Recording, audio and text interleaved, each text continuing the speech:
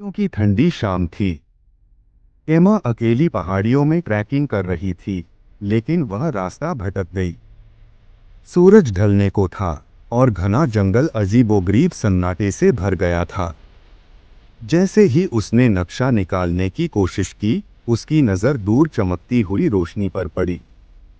क्या वो किसी झोपड़ी की रोशनी थी? ठंड के कारण कांपती एमा ने उस ओर बढ़ने का फैसला किया। झोपड़ी छोटी थी और उसकी चिमनी से धुआं उठ रहा था।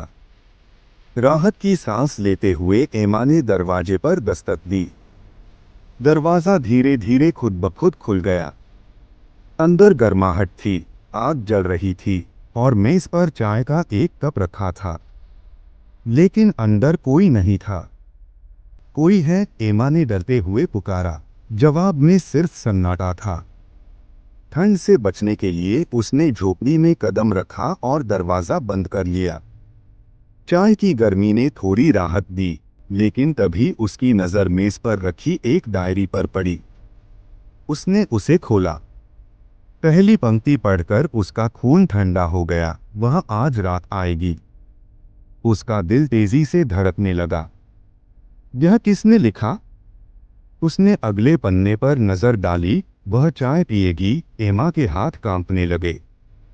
चाय का कप उसके हाथ से छूटकर फर्श पर गिर गया। अचानक दरवाज़ा जोर से बंद हो गया। झोपड़ी में अंधेरा छा गया। किसी के कदमों की आवाज़ पास आती सुनाई दी।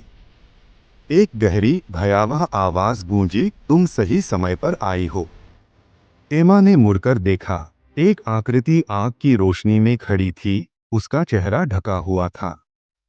तुम ऐसा क्यों कर रहे हो? एमा कांपते हुए बोली।